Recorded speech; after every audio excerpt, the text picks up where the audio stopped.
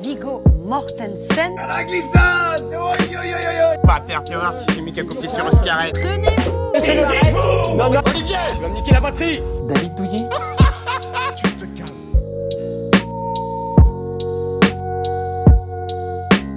Et bonjour à toutes et à tous et bienvenue dans ce nouvel épisode du podcast sans nom. Ouais.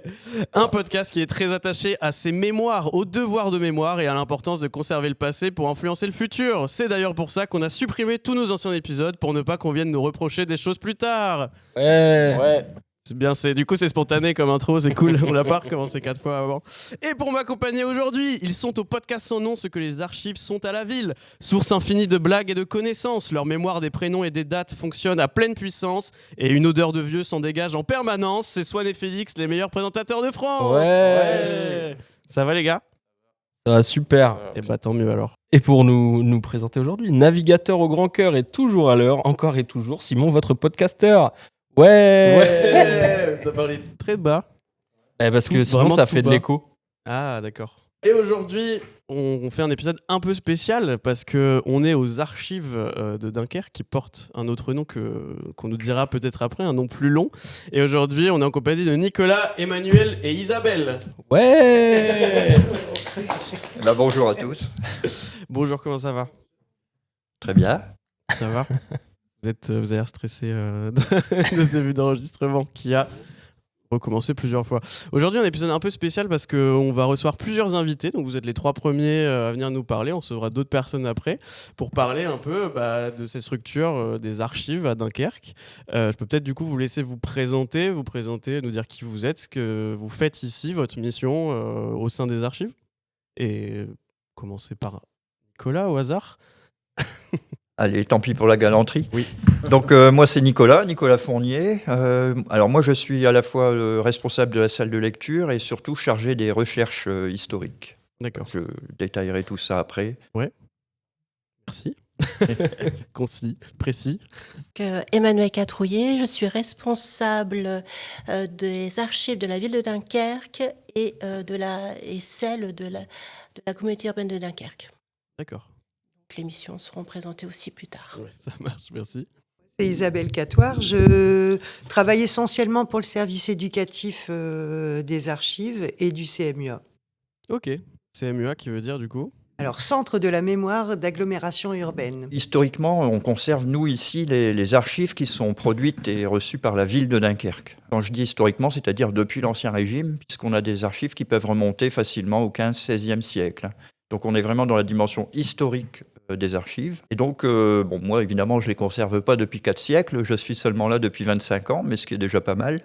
Et ce qui fait que j'ai une assez bonne connaissance des fonds d'archives et ce qui permet de naviguer facilement dans tout ça et de faire des recherches et de pouvoir surtout aussi répondre aux particuliers, à la fois au public qui vient chez nous, mais aussi au public qui nous questionne à distance pour toutes sortes de recherches. J'accompagne les services de la ville de Dunkerque et de la communauté urbaine de Dunkerque à l'archivage de leurs dossiers, que ce soit papier, fichiers informatiques, vidéos et autres, en les accompagnant par des conseils ou en intervention dans les services. Et c'est l'objectif premier est de garder des traces de justificatifs pour répondre à d'éventuels recours. Au contraire des archives historiques où tout est bien conservé, bien précieusement, et on doit attention aux conditions de conservation.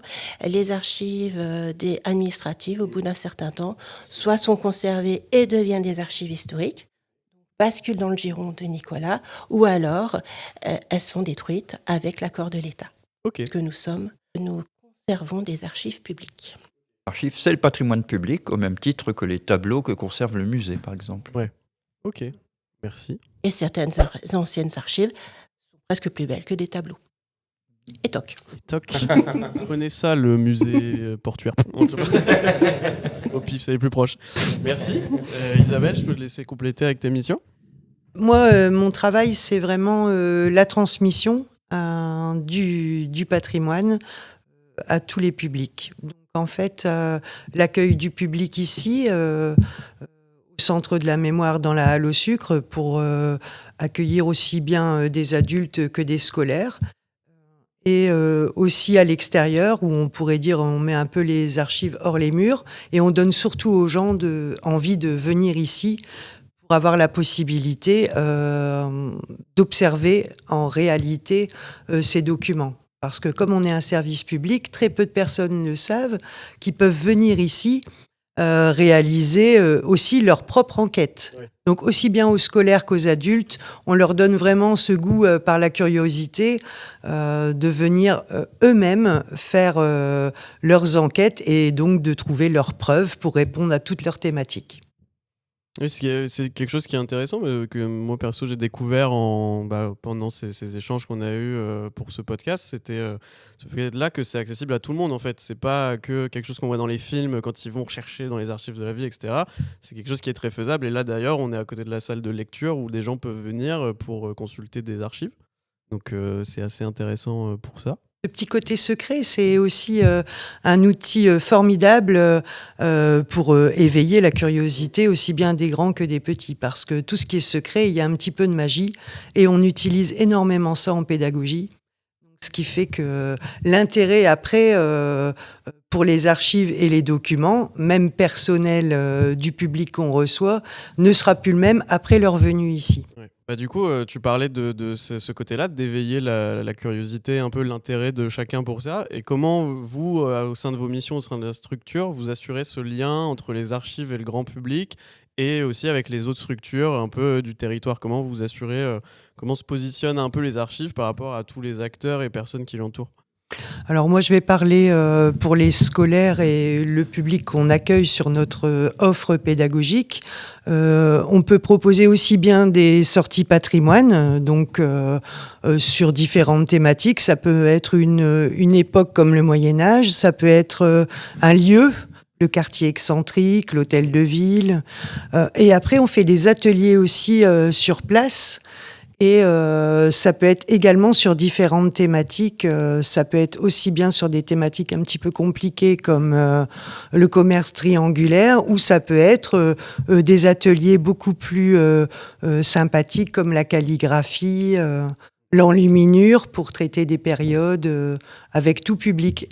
Ça, c'est vraiment essentiel. Et on met aussi beaucoup de ludique parce qu'on va intégrer des jeux pour que la mémoire, justement, et les souvenirs soient vraiment importants et perspicaces pour retenir les choses. Les moyens mémotechniques aussi sont importants.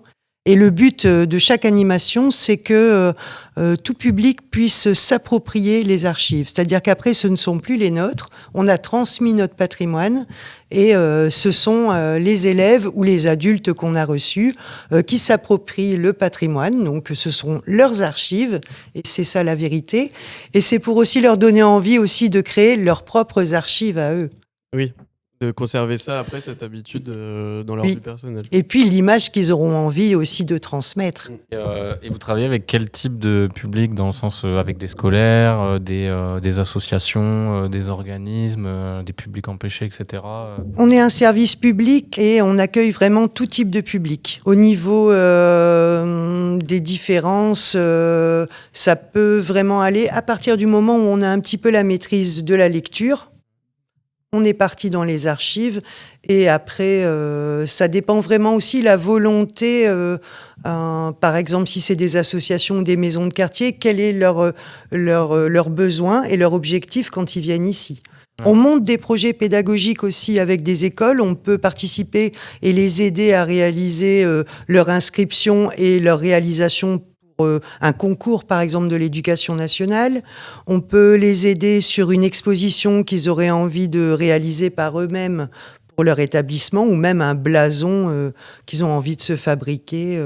C'est vraiment du sur-mesure. Du coup, il y a des prêts qui sont proposés, quand vous parlez d'exposition, notamment...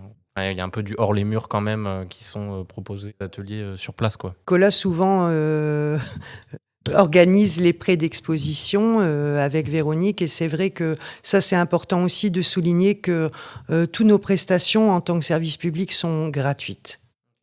Ça, pour nous, c'est essentiel aussi. Effectivement, c'est vrai que notre volonté, c'est vraiment de dépoussiérer, entre guillemets, l'image des archives. Et donc, on fait beaucoup d'expositions, on valorise nos archives, puisque nos archives, on ne les conserve pas par plaisir dans des salles fermées.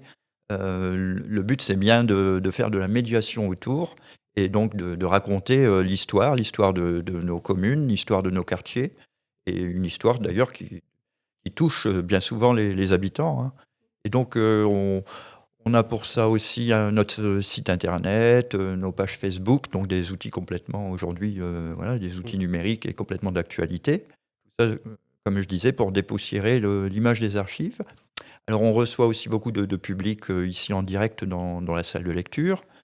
On répond évidemment à toutes leurs questions, à leurs nécessités de recherche, d'enquête. Et on a aussi la presse locale, fortement consultée en salle de lecture. Alors, que ce soit La Voix du Nord des années 60 ou le journal plus ancien de l'autorité qui remonte au 19e siècle. Ouais.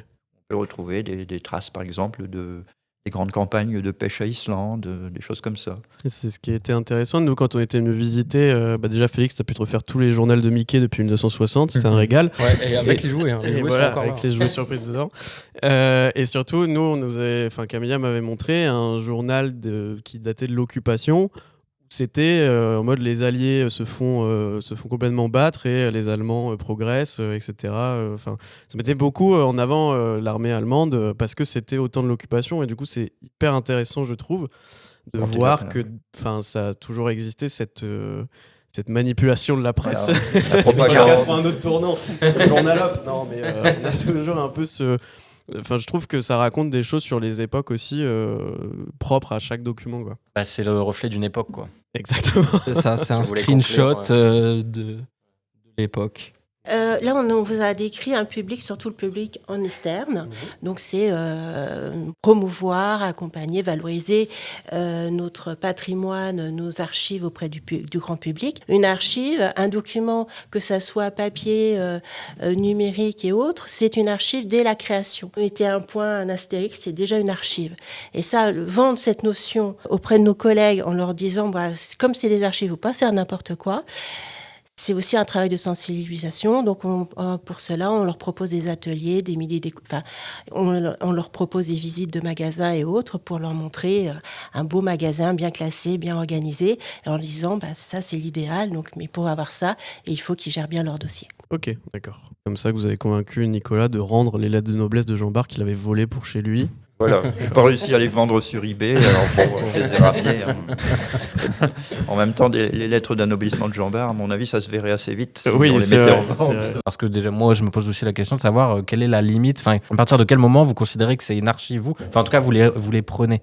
Dans le sens où, si tout est une archive, qu'est-ce qui n'en est pas une, finalement ? Je dis souvent à mes collègues qu'on recueille tout ce qui est tamponné, signé et vacciné.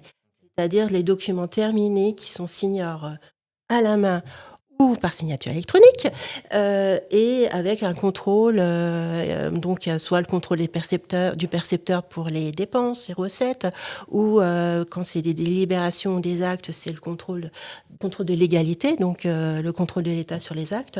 Donc c'est vraiment les documents définitifs. Après, alors les archives, c'est aussi tout ce qui peut nous renseigner sur l'histoire locale, sur la vie de la cité et de ses habitants.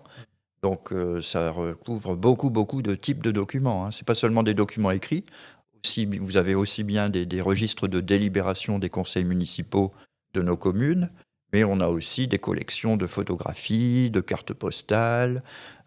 Ça peut même mettre de la correspondance amoureuse. Oui, parce qu'il y a aussi l'aspect d'objets personnels que vous récupérez, des documents personnels aussi, pas forcément. Voilà, tout ce qui peut refléter la vie des populations localement, que ce soit au niveau de leur travail, de leur profession, mais de leurs loisirs, de la vie de tous les jours, la vie quotidienne. Et là, du coup, on est sur un truc plutôt administratif, factuel, sur un pan plus, on va dire, de rapport à la mémoire, etc. En quoi vous pensez que c'est important de conserver cette histoire passée ? Est-ce que vous pensez que ça peut aider du coup pour des choses, enfin, ça peut vraiment influencer le présent, ou est-ce que c'est vraiment à titre informationnel sur quelque chose plutôt de la mémoire ? En quoi c'est important que ces archives et que cette structure existent ? Justement, l'idée même ici de la halle au sucre, le fait d'implanter les archives, le centre de la mémoire, ici, dans la halle au sucre, où il y a également l'agence d'urbanisme, qui elle est tournée plutôt sur l'avenir, la prospective, c'est le pourquoi du comment, quoi. Ouais. Parce que les uns nourrissent les autres, et très régulièrement, d'ailleurs, on continue nous-mêmes d'alimenter des projets nouveaux. Donc, les documents du passé servent aussi à la conception des projets d'avenir. C'est régulièrement que... Terre à terre, lorsque une société veut construire un bâtiment, un nouveau logement, quand ils grattent le sol, ils tombent sur quelque chose, des murs, donc ils viennent nous voir pour savoir ce que c'est. Savoir si il faut prévenir l'INRAT et tout, ou si c'est rien du tout, on fait un cap si, il s'est rien passé. Ça, c'était dans les années 60-70. Okay. Du coup, il y a pas longtemps, c'était les 45 ans de l'opération Dynamo. Un peu plus. 45 ans, divisé par 2. 60 ans, mon père. Non. Du coup, récemment, il y a eu les 85 ans de l'opération Dynamo, avec un slogan qui était « Quand la mémoire s'efface, l'histoire recommence ». Est-ce que, par rapport à ça, cette importance des archives, qu'est-ce que ça vous inspire, cette phrase-là, sur l'importance du passé pour éviter que l'histoire recommence, justement ? C'est vrai que dans une ville comme Dunkerque, qui a été détruite à plus de 80% par l'aviation allemande, il faut bien le dire, en 1940, c'est important de conserver tous ces documents, toute cette iconographie aussi, qui représente la ville avant-guerre, puisqu'on est aujourd'hui dans une ville reconstruite, donc on n'a plus forcément le souvenir de ce qu'était Dunkerque avant la guerre. Donc c'est bien ici, aux archives, qu'on peut retrouver trace de tout ce passé, et surtout de ce qui s'est passé pendant la guerre et ce qui a aussi amené au conflit de la Seconde Guerre mondiale. Donc oui, c'est évidemment sans mémoire, comme on dit, l'humanité est condamnée à revivre toujours les mêmes choses. Donc oui, ça a un intérêt, et c'est pour ça aussi que le service éducatif accueille des scolaires et parle de l'histoire locale avec les enfants, les gamins, leur faire bien prendre conscience de tous ces enjeux-là. On s'est aperçu que il faut absolument que les nouvelles générations qui ont peut-être perdu les histoires familiales de leur passé, ayant vécu ces guerres, et il y a un oubli qui devient automatique. Et avec l'oubli, il y a aussi toute une falsification. Et on arrive sur des fausses idées ou des choses qui paraissent beaucoup plus faciles comme un jeu vidéo. Ce qui fait que par rapport aux guerres mondiales et surtout à la Seconde Guerre mondiale, notre travail, il a vraiment été essentiel pour offrir au public des photos de la vie quotidienne pendant la guerre. D'imaginer avoir 20 ans pendant la guerre, qu'est-ce que ça peut faire ? On a eu aussi des journaux et des témoignages qui ont été écrits par des personnes qui ont vécu ici les camps quand Dunkerque était occupé. Ça, c'est vraiment très poignant. Et si on n'arrive pas à faire vraiment ce travail de mémoire et fouiller et offrir les archives aux jeunes générations, elles vont... oublier d'où est-ce qu'elles viennent, et automatiquement elles peuvent croire ou imaginer des choses qui peuvent être complètement fausses. Donc on insiste aussi beaucoup sur le fait que pendant les guerres, la première chose qui est réalisée par l'occupant, quel qu'il soit, ce sera de détruire les archives. Pourquoi ? Parce que ce sera beaucoup plus facile après pour lui de recréer une histoire. Et donc ça renforce encore plus le rôle essentiel des archives, et le fait que les jeunes surtout puissent regarder par eux-mêmes des télégrammes, des affiches de la commandanture, de voir des scènes de vie quotidienne aussi simples que d'aller se ravitailler ou de utiliser les systèmes de la débrouille.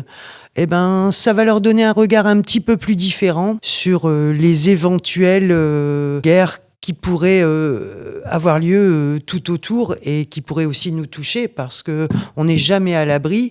Donc il faut absolument connaître, savoir pour se protéger.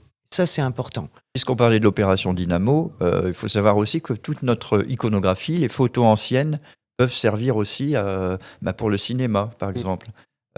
J'ai le souvenir, une fois, il y avait 3 anglo-saxons, 3 personnalités du cinéma qui étaient venus pour réaliser leur film et qui avaient besoin de photos d'archives pour montrer comment l'opération Dynamo s'était passée au niveau de l'HTS du port ou sur les plages. Donc je suis monté en salle de lecture, je les ai renseignés, montré tout un tas de photos. Ils s'en sont d'ailleurs servis pour les décors du film. Et j'ai su seulement après que c'était un certain Christopher Nolan, un cinéaste apparemment d'une certaine renommée. Donc voilà, il y a des personnalités comme ça qui sont passées aux archives de Dunkerque pour les besoins cinématographiques. Ouais, finalement, vous avez vraiment cette volonté, c'est ce qu'on disait au début, maintenant c'est plus secret, c'est plus quelque chose qui concerne que les archivistes, c'est vraiment cette volonté de le partager au maximum au grand public par le plus de moyens possible. Et du coup, vous, comment vous ressentez ça plutôt chez les jeunes publics? On l'a un peu évoqué avant. Du coup, je me tourne plutôt vers toi, Isabelle, qui travaille plus avec le jeune public. C'est vrai qu'au départ, le jeune public ne connaît pas archives. Donc ça, c'est vraiment la plus grosse difficulté et aussi lutter contre tous les a priori parce que c'est apprendre, ça paraît un petit peu comme une science. Donc l'histoire, ceux qui n'aiment pas forcément l'histoire. Donc il faut rassembler tout le monde et essayer dans un même document de trouver 1001 présentations pour rattacher tout type de public. Et ce qui est super, c'est que c'est à partir du point de vue des jeunes et de les questionner, de voir un petit peu ce qu'ils en pensent, qu'on arrive à trouver de nouveaux moyens de médiation pour arriver à l'objectif de développer leur point de vue, leur libre arbitre. Ça, c'est super important. Et on est vraiment surpris quelquefois de la passion qu'on arrive à faire passer.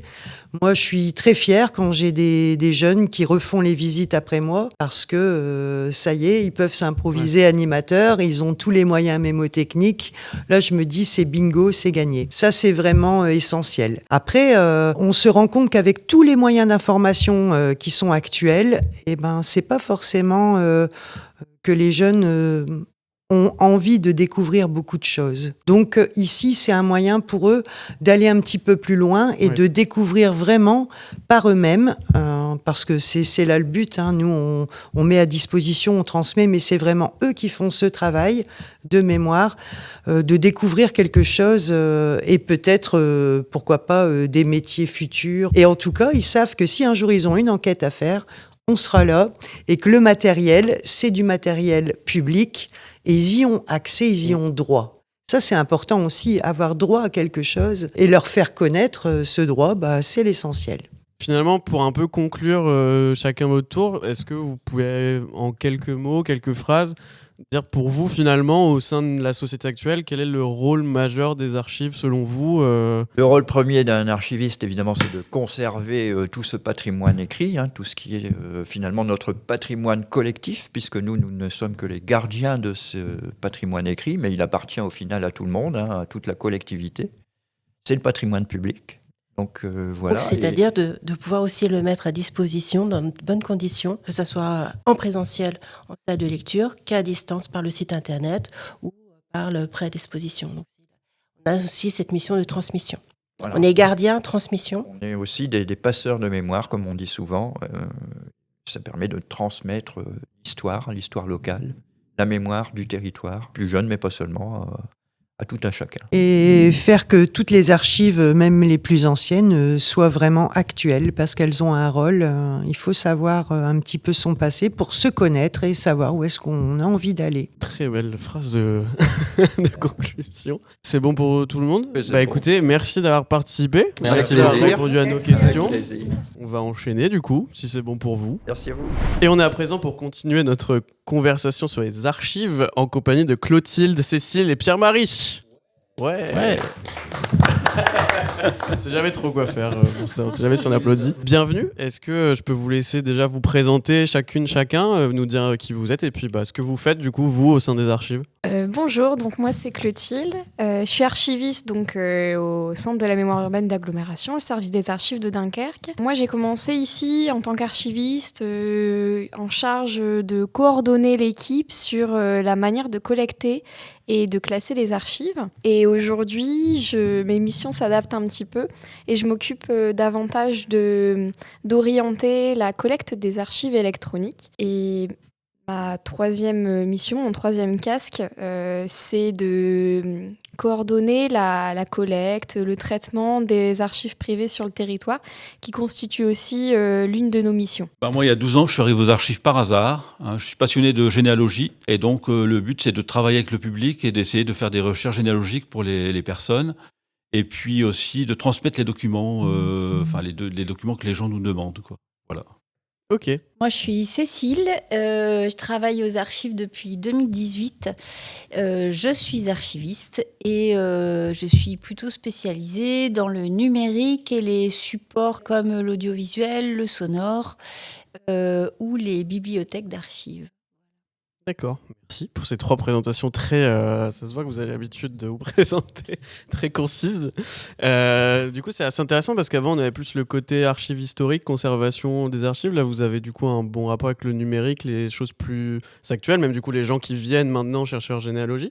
Cette idée un peu d'ancienneté des archives, tout ça, vous, c'est quoi les principaux clichés que vous pouvez entendre sur les archives, un peu l'image répandue auprès des gens qui ne connaissent pas trop? En fait, les gens sont un peu surpris de voir qu'on a 15 km d'archives ici à Dunkerque, que ça regroupe aussi bien les archives du port autonome, de la chambre de commerce, ça retrace aussi un peu tout ce qui est état civil.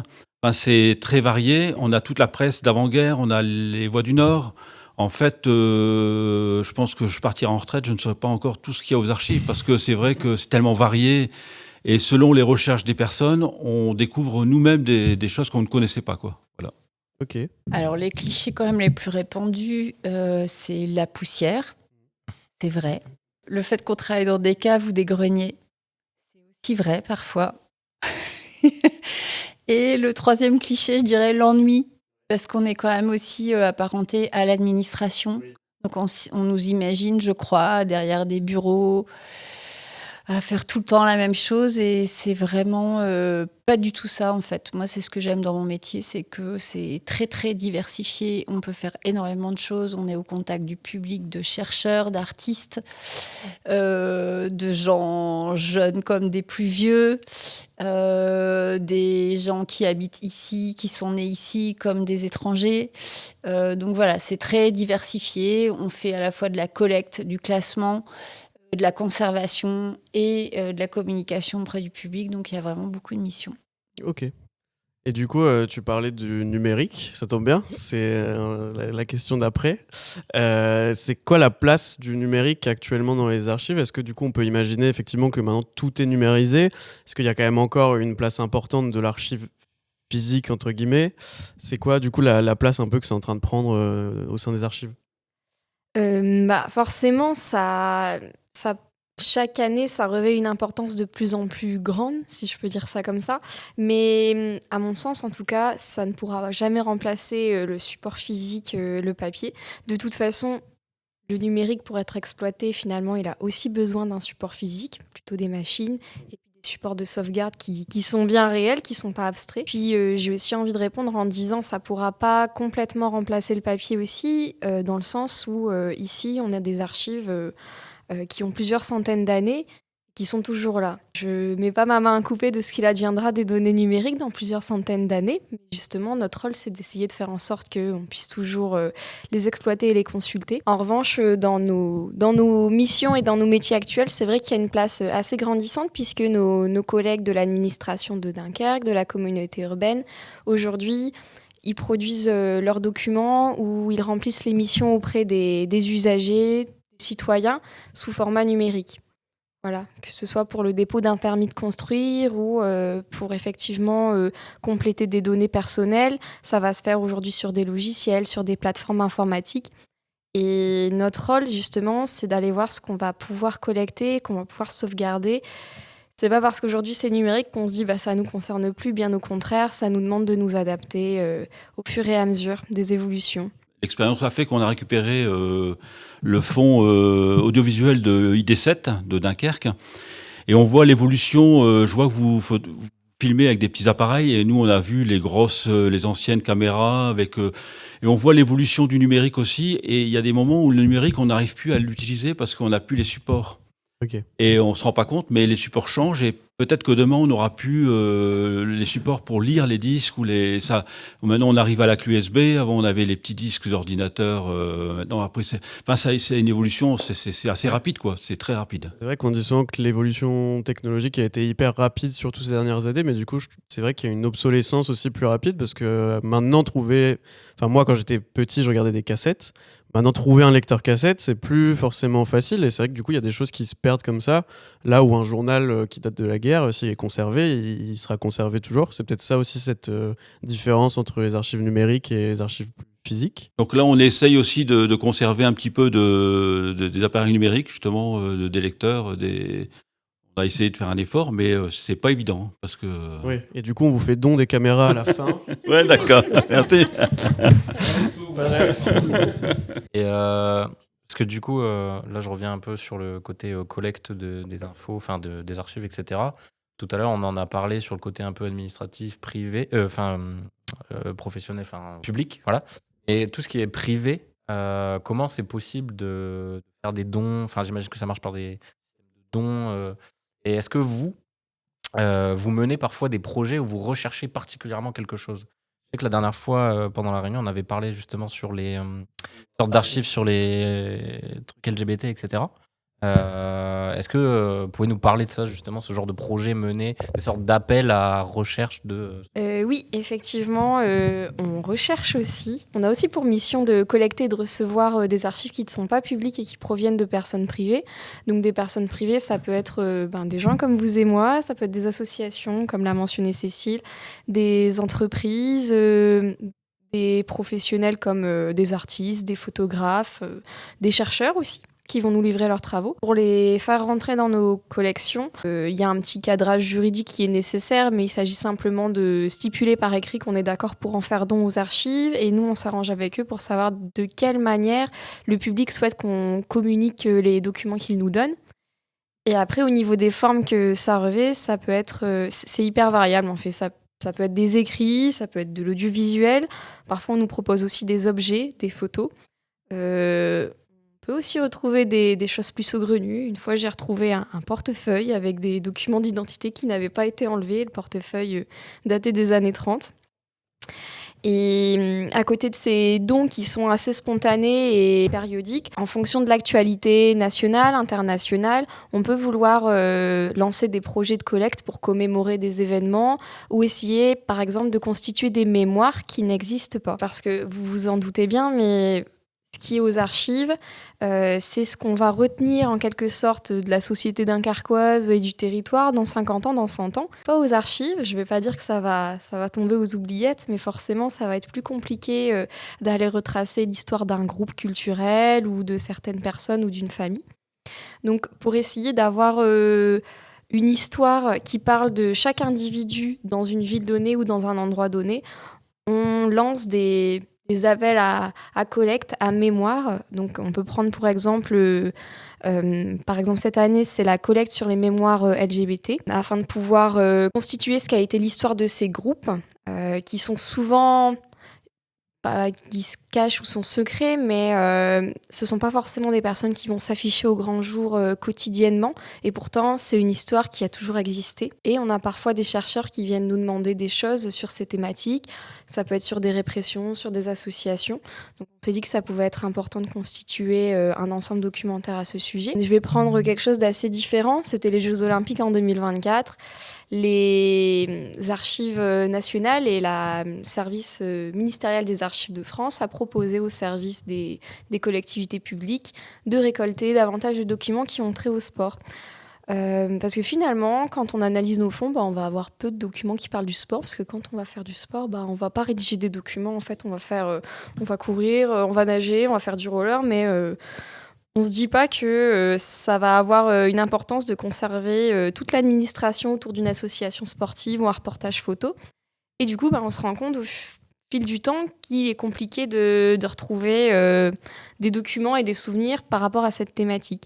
Donc dans Sillage, on s'est associé un peu au projet des Archives de France, comme ça avait été proposé, et on a lancé un appel sur le territoire pour essayer de collecter des fonds sur cette thématique, et on était ouvert à tout type d'archives, comme je vous l'ai dit, que ce soit photographique, que ce soit des reportages, des affiches. On a collecté 2-3 fonds. Parfois, les appels ont du succès, parfois, ils en ont moins. Parce que forcément, comme on l'a évoqué, les gens qui font du sport, ils conçoivent pas qu'ils ont beaucoup de documents ou d'archives et qu'il faut les préserver. Eux, ils sont là avant tout pour faire vivre une association, par exemple, le jour ou un groupement sportif. Donc, voilà. Mais ça nous paraît effectivement important de pointer là où il y a des manques, faire écho avec des choses qu'on a déjà ici, mais tout simplement, on a envie de changer le regard qui est porté sur les documents. Les archives sportives qui vont relever du service des sports de la ville de Dunkerque, c'est pas du tout la même chose que des documents qui vont être élaborés par des particuliers, des albums souvenirs, des comptes rendus d'AG d'associations, etc. Oui, parce que c'est vrai que c'est des choses où on peut avoir une image des archives un peu... plutôt sur les choses anciennes, on va plutôt se dire il recherche sûrement des témoignages de pendant la guerre ou d'avant-guerre ou des choses comme ça. Là où l'histoire de la communauté LGBTQI2A+, c'est plus quelque chose qui est actuel, donc on peut se dire que c'est pas des archives, c'est quelque chose qui est toujours d'actualité. Vite, toutes les lettres. C'est un métier. Je pense justement que les gens n'ont pas forcément conscience, comme disait Cécile, de créer de l'archive quotidiennement. Ils ne conçoivent pas forcément les documents qui sont sur les disques durs ou alors rangés dans des greniers ou dans un bureau comme des archives qui peuvent nous intéresser. Voilà. Peut-être que nous, on est friands des trucs que les autres ne veulent pas, mais en tout cas, nous, on y voit notre intérêt. Vous, c'était quoi votre rapport un peu aux archives, on va dire, personnelles, sur la conservation de vos mémoires, de vos archives, des choses comme ça? Et est-ce que ça a évolué en travaillant ici? C'était Emmanuel avant qui nous disait qu'il y avait aussi une sensibilisation entre personnes qui travaillent aux archives pour se dire, se rendre compte de ce qui est des archives ou pas. Ou est-ce que c'est personnellement quelque chose qui a évolué en travaillant ici, ce rapport à ça? Moi, mon rapport aux archives... J'étais déjà passionnée un peu d'histoire, notamment d'histoire familiale avant de devenir archiviste. Je dirais que ça n'a pas changé. Ce qui a changé, en revanche, c'est que maintenant, je trie mieux. Non, ce qui a changé dans mon rapport aux archives, à la limite, c'est plutôt la dimension numérique. Le fait de travailler sur des archives très différentes, comme on l'a évoqué, notamment des archives électroniques et numériques, ça fait que je considère plus de la même manière, en fait... les documents numériques qui me sont propres, les photothèques partagées avec ma famille, etc. Je rigolais en disant que je les trie mieux, mais oui, forcément. Et puis ça m'a aussi donné envie de m'intéresser à l'environnement numérique de manière plus générale, mais on est toujours dans les archives, en même temps on est un petit peu au-delà. Cécile l'a évoqué tout à l'heure avec toutes les données internet, tout ce qui nous entoure au niveau de l'information, de la donnée. Quand on s'intéresse à ce monde-là du numérique et on se questionne sur comment transite, qu'est-ce que les grands de ce monde font de nos données, qu'est-ce qui se passe, forcément on met un pied dans un univers assez passionnant aussi. Et on reste un peu dans ce cercle de l'information de manière générale, mais comme on l'a évoqué aujourd'hui, il est dans un monde numérique, quoi. Ouais. Alors moi, comme Clotilde, j'ai toujours le goût des petites, aussi des archives familiales, d'aller dans le grenier, remuer les vieilles photos, etc. Je trouve que les archives de l'intime, du petit, des choses comme ça, c'est intéressant. Ce qui a peut-être changé en devenant professionnelle aux archives, c'est le fait de comprendre peut-être mieux que en fait, l'histoire, c'est un faisceau de points de vue et que donc c'est aussi l'intérêt en fait, aux archives, on en parlait tout à l'heure, de collecter différents points de vue parce qu'en fait, les documents, les données, ça ne reste que des points de vue. Un document administratif, c'est un point de vue. Un document familial, c'est un point de vue ou en tout cas une construction Même une photographie familiale, c'est une construction culturelle. Donc, c'est ce que je trouve intéressant aux archives, c'est de multiplier les points de vue et de ne pas avoir seulement le point de vue de l'administration sur un sujet ou pas seulement non plus le point de vue d'une personne sur un sujet. C'est de mettre à disposition de l'historien, de l'historienne, des citoyens, des citoyennes, plusieurs paroles à entendre. Voilà. Et c'est pour ça, en fait, ce qu'on voit, nous, un peu à l'école, c'est pas la mémoire, en fait, c'est les mémoires de chacun. C'est finalement des mémoires différentes à chaque fois et qui donnent des points de vue. Et c'est assez intéressant aussi de voir comment celles-ci évoluent et peuvent vraiment influencer des grandes mémoires et des points de vue différents. Conservez vos archives, vous, les frérots ? Si on prend d'un point de vue à proprement parler, comme depuis le début, c'est que techniquement tout est une archive. On va dire, j'ai un truc personnel où je garde très peu de choses en général. Ok. Dans le sens où j'accorde pas forcément d'affect à tout ce que j'ai eu ou tout ce que j'ai. C'est assez rare que je garde des trucs, même des photos, tu vois. Dire que ton téléphone portable est presque vide. Non, mais c'est pas. C'est des choses que. On a trouvé notre. Ce que je veux dire, c'est que il est forcément, j'ai des photos, etc. dessus, j'ai des données, des fichiers machin, mais auxquels j'accorde pas forcément d'importance particulière parce que ça m'est arrivé plusieurs fois de perdre mon téléphone, ce qui fait que c'est des trucs qui disparaissent et je n'en suis pas spécialement affecté. C'est pas. J'ai quand même de l'affect pour certaines choses, mais pas forcément quelqu'un qui reste focus sur le passé, on va dire. Sans oublier d'où je viens. Alors moi, tout le contraire, j'adore tout garder. J'accorde une grande importance au format, au support physique, mais aussi, vous parliez tout à l'heure des archives familiales et des histoires familiales. Moi, pour le coup, je viens d'une famille de maraîchers rosandaliennes, donc vraiment... des histoires familiales, il y en a 15 000, comme disait mon grand-père. Nous, on traversait juste la rue pour agrandir la famille. Donc, bon, alors, sorti de son contexte. Il y a un contexte. Bref, c'était une autre époque. Mais tout ça pour dire qu'il y a... je sais que je tape mon nom sur le nom de famille sur le moteur de recherche et là, c'est un puits sans fond.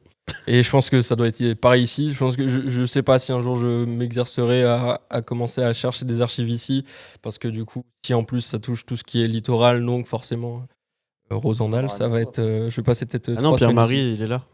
Demandez, c'est au cas. Bah vas-y, ma cut et c'est parti. Non mais voilà. Oui, j'accorde énormément d'importance aux archives, que ce soit culturelles mais aussi familiales. Et toi ? Moi, chez moi, c'est rempli de photos que je conserve depuis le collège, lycée, tout ça, etc. Je suis très lié à ça. Mais j'ai, en fait, en préparant ce podcast-là, et puis de manière générale, j'ai découvert aussi l'importance de conserver des choses et l'importance de la transmission aussi avec la famille et à quel point ça se perd très vite une archive. J'ai appris récemment que l'oncle de mon père avait été en camp de travail forcé pendant la guerre. Et je me dis, c'est pas si loin que ça, c'est 3 générations au-dessus, et j'en avais pendant 25 ans, j'avais aucune idée de cette information, parce que c'est des choses qui ne sont pas conservées, parce qu'il y a eu aussi un moment, à cette époque-là, une volonté aussi notamment, de pas conserver forcément ces mémoires-là au moment où c'est arrivé, pour d'autres raisons. Mais du coup, c'est ça, moi, qui m'impressionne surtout, c'est à quel point ça peut vite se perdre, et l'importance, du coup, de garder des choses et de transmettre des choses. Et je trouve, moi, du coup, que le numérique peut aider là-dessus. Parce que là récemment quelqu'un dans ma famille a eu un enfant et la personne a filmé l'arrivée à la maison, tout ça, et d'un côté je me disais c'est un peu bizarre de le filmer, en même temps je me disais c'est génial d'avoir ça, quoi, une archive vidéo pour quand l'enfant aura 50 ans, de voir comment c'était quand la personne est née. Je trouve ça assez intéressant. Du coup, pour conclure un petit peu, comment vous imaginez par rapport à tout ça l'évolution des choses, du numérique, etc. Comment vous imaginez un peu vos métiers, le métier d'archiviste, le travail aux archives dans 50 ans, 100 ans, vraiment dans un futur assez éloigné? Moi, je vais faire un petit rétropédalage. C'est vrai qu'on vit un moment de clivage où, il y a quelques années, les lecteurs venaient passer les microfilms pour regarder les actes de naissance et de décès. Et aujourd'hui, tout le monde peut faire de la généalogie de chez soi, grâce aux archives départementales du Nord ou du Pas-de-Calais ou de Savoie. Vous arrivez directement sur les sites. Et vous arrivez carrément, donc le changement il est là, c'est que les gens font de la généalogie chez eux. Donc c'est peut-être moins sympa parce qu'il y a plus d'échanges à une époque en salle de lecture. Mais voilà, c'est une évolution qui est certaine. Elle est là et aujourd'hui, elle est palpable déjà pour demain. Je pense que, et quand je dis au niveau de la France, mais c'est aussi au niveau des pays, parce que c'est les Mormons qui ont lancé le truc et c'est vrai que ça a bien pris, quoi. Bien joué les Mormons. On embrasse, hein, ils nous écoutent. Moi, dans 50 ans, j'espère que je serai en retraite. Non, plus sérieusement, dans C'est 50 pas dit. 60 ans. Macron. On verra cette archive dans 50 ans, que je serai toujours ici. Ouais. Tu le diras. J'espère pas. Sinon, au niveau du futur des archives dans 50 ou 100 ans, je vais parler du métier d'archiviste. Moi, je pense que dans 50 ou 100 ans, il y aura toujours des archivistes, mais que le métier sera complètement différent. J'ai pas une grande expérience, mais j'ai constaté qu'au fur et à mesure des époques, des innovations technologiques, c'est un métier qui change tout le temps. On est toujours obligé de s'adapter pour pouvoir capter ce que nos congénères produisent en quelque sorte en termes d'information. Et puis surtout qu'aujourd'hui, on l'a pas trop évoqué aujourd'hui, mais il y a l'intelligence artificielle qui prend de plus en plus de place. Ça sert à rien de nier qu'elle est là, autant essayer de composer avec elle. Donc ça signifie que je pense qu'il y aura toujours des gens à cœur de collecter les données, les documents, les histoires, mais sous un autre format, puisque forcément on aura des outils numériques qui nous permettront de faire des choses différemment. Et puis pour reprendre ce que je disais au début, j'espère dans 50 ou 100 ans, ce qu'on a collecté numériquement aujourd'hui, on pourra toujours le visionner ou le visualiser également.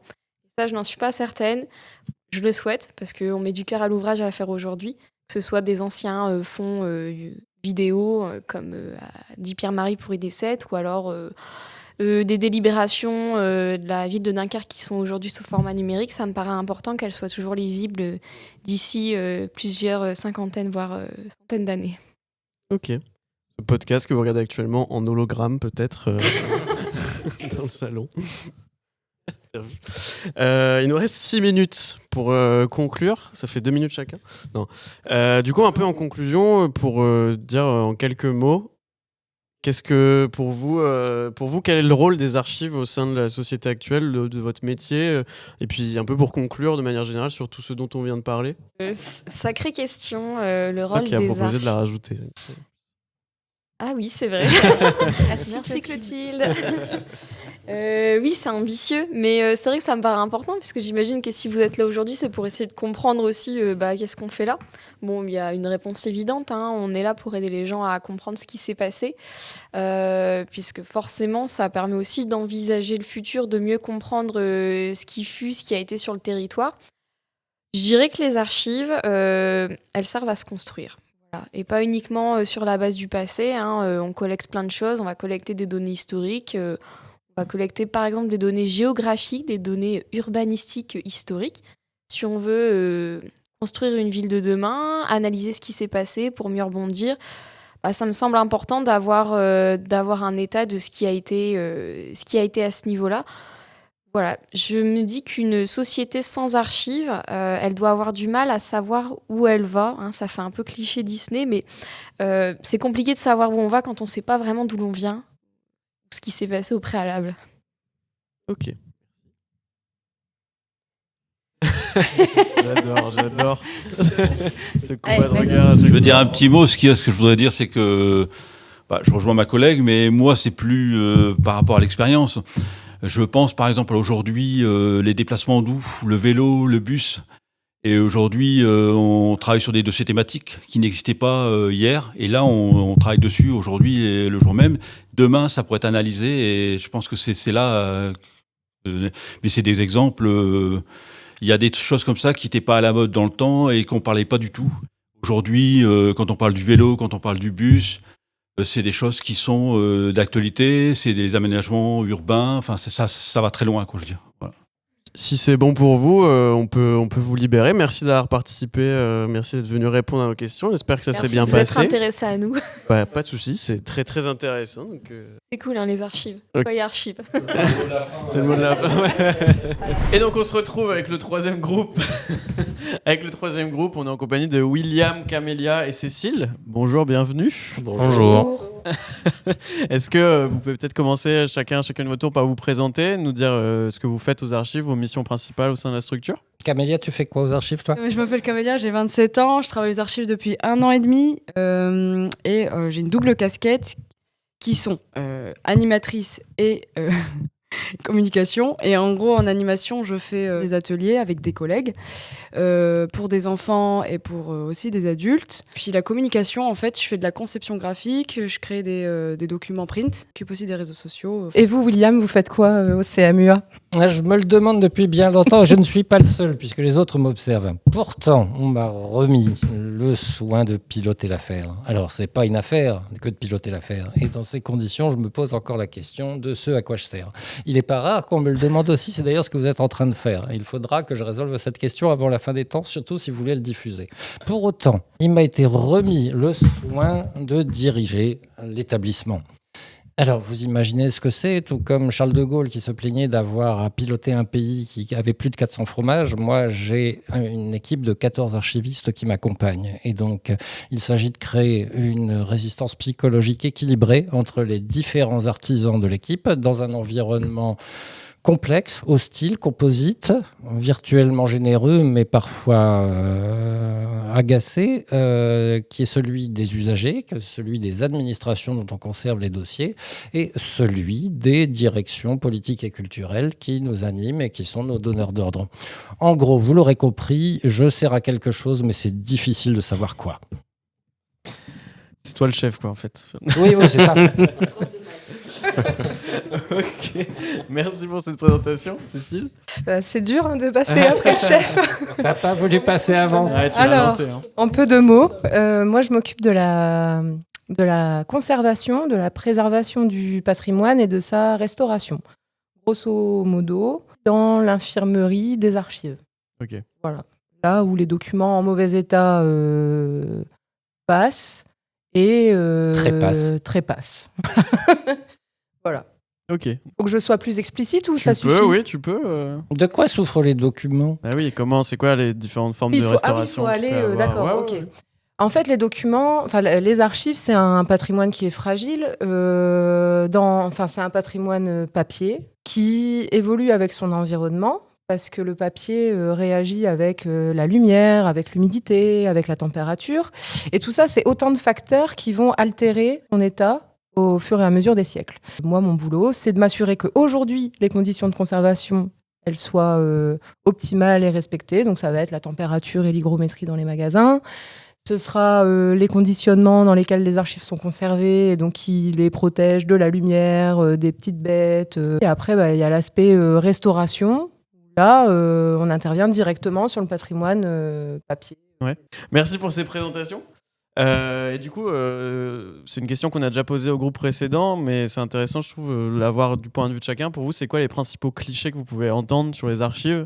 Un peu les premières opinions des gens qui connaissent pas trop, ce qui peut être un peu une idée reçue dessus, et quoi la part de vérité et de clichés dans ce que vous pouvez entendre sur les archives?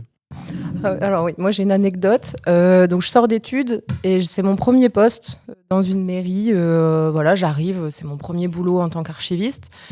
Et j'échange avec les collègues et avec une collègue qui est à l'accueil de la mairie et qui me regarde un peu désespérée, ouais, faut le dire, et qui me dit « Oh, quand même, si jeune, déjà au placard ».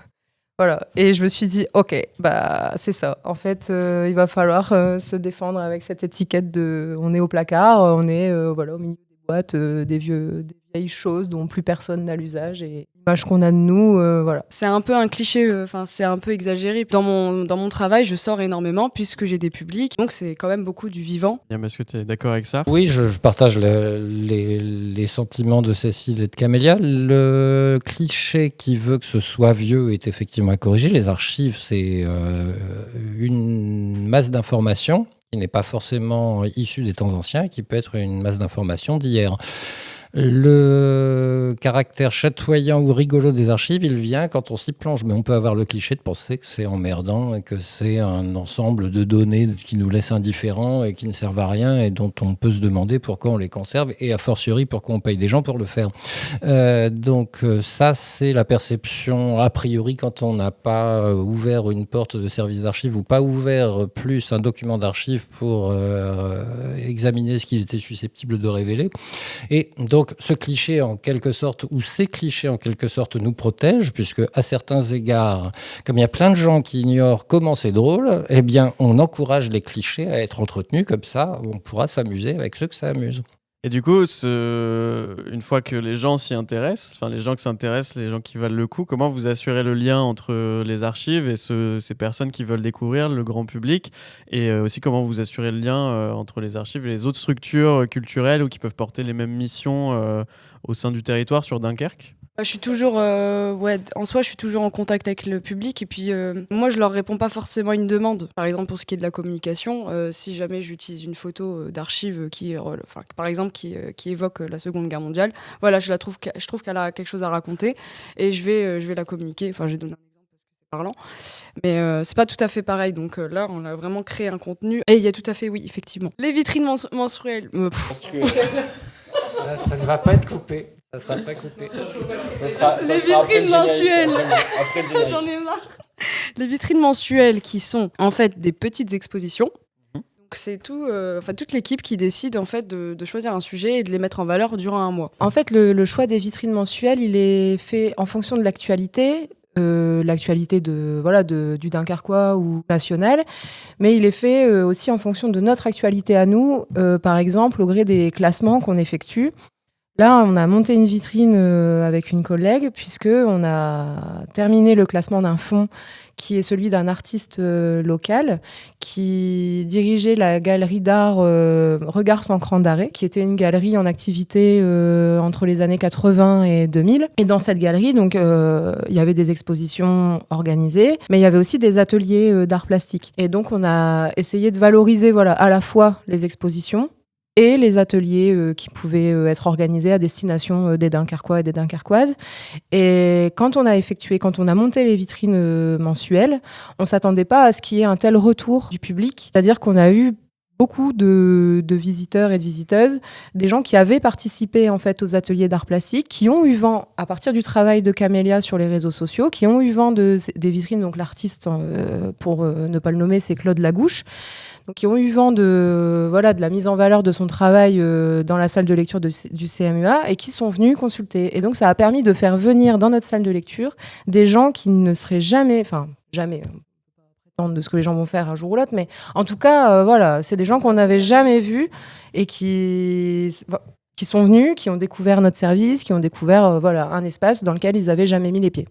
C'est une bonne illustration de notre relation à la société du territoire, à la société en général. C'est-à-dire qu'on peut tout à fait se passer de notre contribution. Si on n'avait pas sorti les archives de Claude Lagouche, ça n'aurait rien changé ni au passage de la Lune, ni aux horaires de train. Par contre, le fait que la révélation de la présence conservée dans un établissement patrimonial d'informations qui restituent des éléments de vie qui n'auraient pas été soulignés à défaut de cela, ça crée une dynamique et ça crée une projection de ceux qui ont connu cela ou une curiosité de ceux qui n'ont pas connu cela vers une masse d'informations susceptibles d'être utilisées.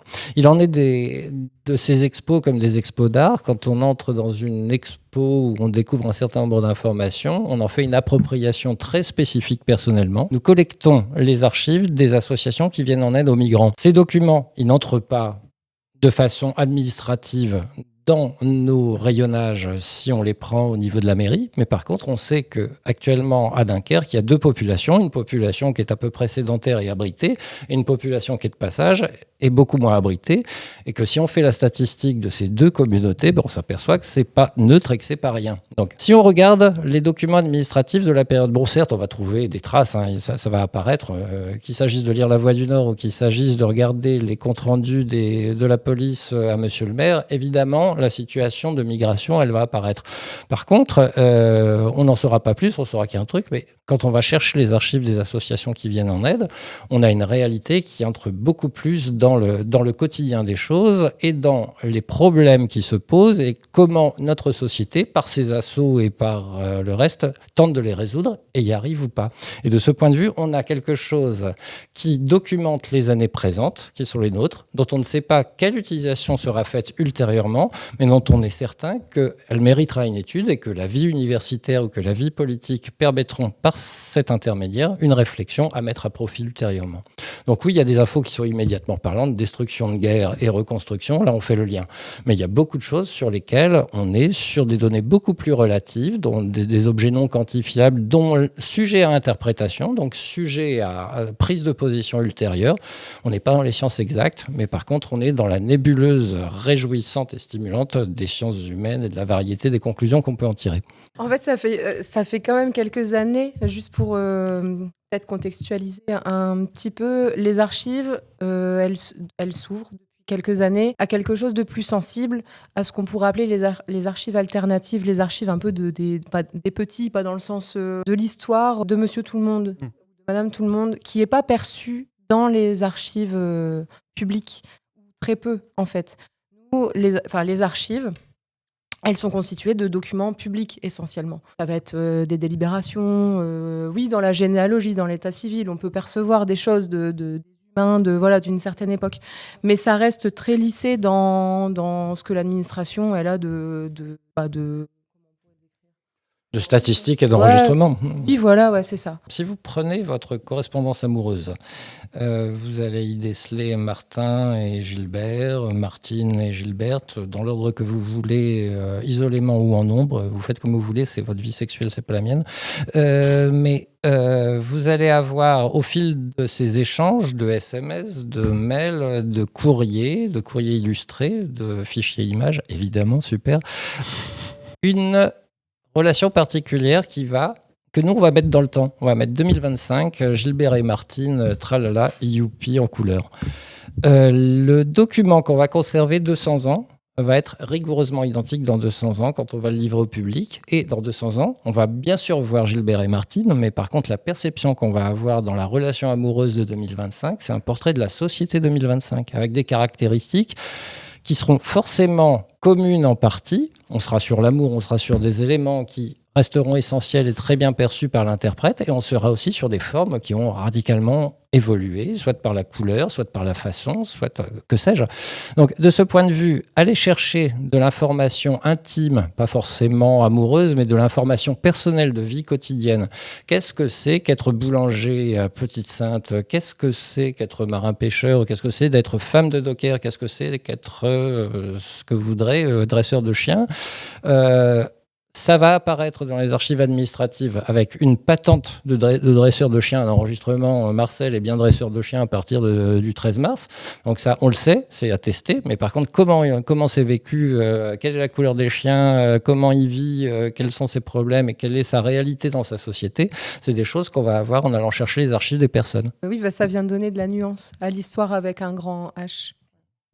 Au nombre des dernières réalisations qu'on a menées cette année, on a accueilli une exposition liée aux commémorations et à l'évocation de la guerre à Dunkerque. Et plutôt que de ressortir le drapeau des vainqueurs, la honte des vaincus, on est allé chercher les travaux d'une artiste qui a interrogé des femmes qui avaient les unes et les autres vécu la Seconde Guerre mondiale dans des positions très différentes. L'une japonaise du côté d'Hiroshima, l'autre juive fuyante, l'autre parisienne, une anglaise incidemment engagée dans le renseignement.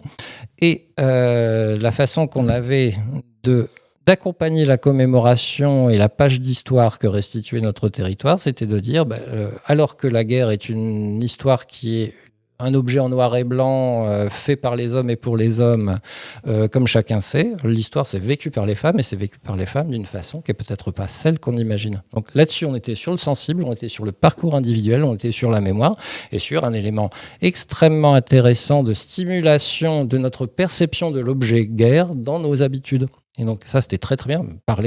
Vous avez tous vu une manif d'anciens combattants, ils ont le droit de le faire et ils se marrent et il faut les encourager, mais leur dire aussi que les femmes en ont pris plein la gueule et qu'ils oublient de les évoquer, c'est pas forcément idiot d'un point de vue politique. Ok, oui, donc c'est intéressant d'avoir, comme vous disiez, un peu ces petites histoires qui viennent donner d'autres points de vue et de la nuance sur la grande histoire dont on peut parler. Après, je pense que déjà en 2025, les correspondances amoureuses par mail, je suis pas sûr que ça se fasse encore beaucoup. Ah si, pour les liaisons qui seraient peut-être pas officielles. Par mail. Ah, Ouais. Un bon moyen de pas décoller. Bon, écoutez, prenez la position que vous voudrez, mais moi je drague comme je veux. Hein.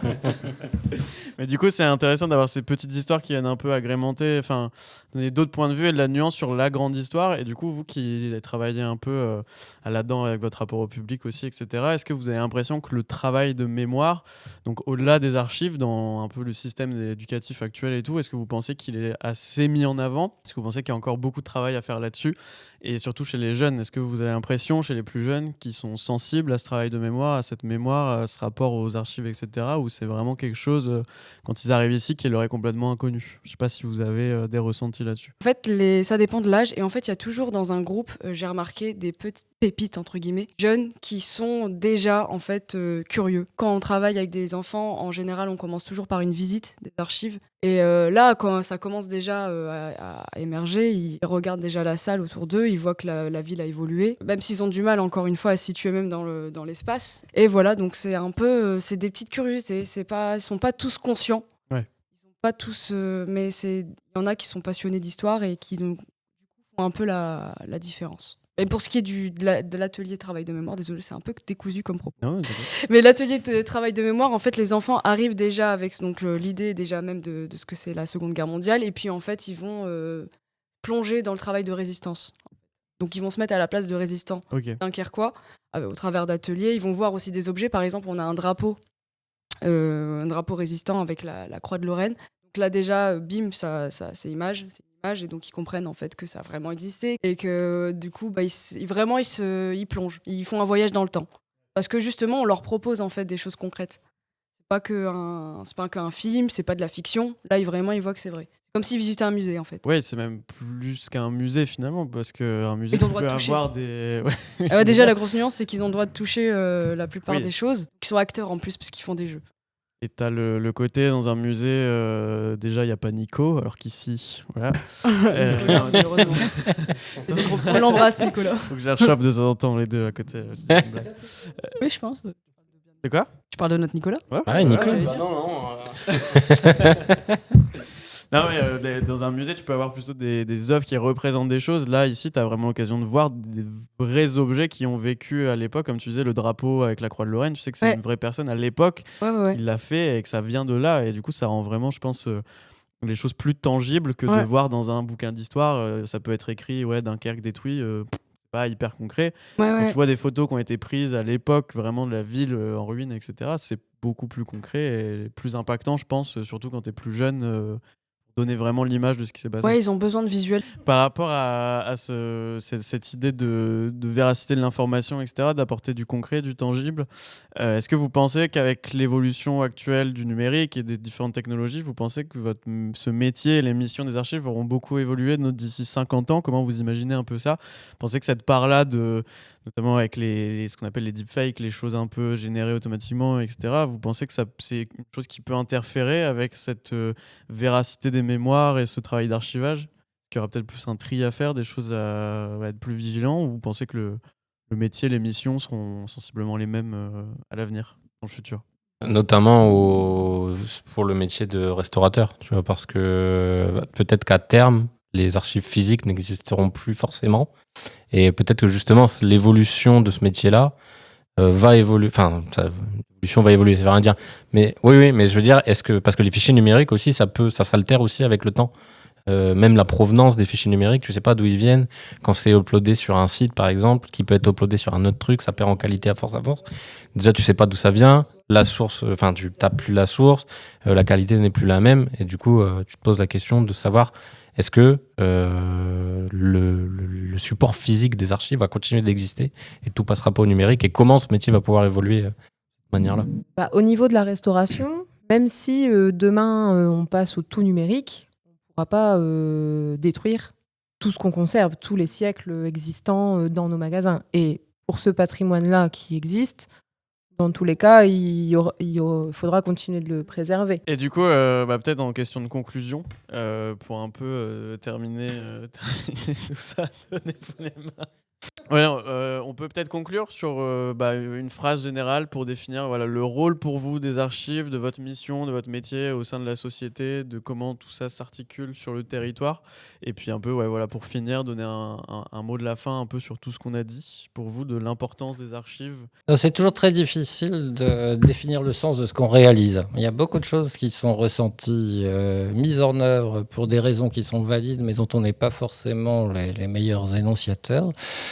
Pour ce qui est de notre métier qui fait qu'on est entré dedans et qu'on continue d'y croire et d'être actif, les enjeux démocratiques sont particulièrement centraux. On n'a pas prononcé le mot jusqu'à présent, mais dans une société qui peut, pour un individu comme pour un groupe, justifier ses positions, justifier sa décision municipale suivant les formes juridiques, justifier son droit personnel par rapport à un acte, la disparition des archives est un objet dramatique. Je vous prends des exemples contemporains. Allez chercher un acte de naissance à Gaza, allez chercher un permis de construire à Kiev, et vous allez voir ce que ça fait que de ne pas les avoir. Donc, comme on est dans une situation ici en relief où la question ne se pose pas, on ne se la pose pas, mais quand vous imaginez faire disparaître l'ensemble des pièces justificatives de l'organisation d'une société et du droit des personnes, vous êtes sur une carence majeure. Et de ce point de vue, on a encore une protection, c'est-à-dire que notre société occidentale, dans son fonctionnement démocratique qui se pérennise, qui s'entretient, qui n'est pas fondamentalement menacé, même si on peut se poser des questions, et il faut se les poser, il s'appuie sur la fonction de garantie du droit et la fonction démocratique que garantissent les archives. Et effectivement, ne pas être soumis à la reproduction en fake, ne pas être remis en question au quotidien, ça permet de garantir le droit des citoyens. En fait, moi, je vois les archives, c'est un peu comme un album de famille. Enfin, si nos fonds, nos archives devaient disparaître, je pense que ce serait autant dramatique pour la société que pourrait l'être la destruction d'un album de famille pour une famille. Enfin, sur quoi on s'appuie, dans quoi on se réconforte quand on doit traverser l'adversité ou qu'on veut avoir des réponses sur quelque chose. Du coup, il n'y a plus rien sur lequel s'appuyer. Et puis, en fait, les archives, ça court sur tellement de siècles que quand on y est, on a quand même bien à l'esprit, je trouve que des événements traumatisants comme la Seconde Guerre mondiale ou la Première, c'est pas si loin, en fait, au regard de l'histoire. Ce que a peut-être tendance à oublier le grand public, parce que quand on n'est pas au contact de tous ces siècles d'histoire, la guerre, c'est loin. En fait, non, c'est pas loin du tout. Non. Je me sens seule, là. je vois vraiment ce que tu veux dire, mais je sais pas trop comment l'illustrer. Je pense juste qu'on a la possibilité de balayer le temps, puisqu'on a les objets devant nous, en fait. Ouais. Vraiment faire un voyage dans le temps. Ok. Merci d'avoir répondu à nos questions. Merci à vous d'être... Merci. On fait banger. la conclusion de l'épisode général, même, parce qu'après, on n'a plus le groupe. Ouais. Merci d'être venu. Merci à vous. Merci à tous nos invités. Nicolas, Isabelle, Emmanuel...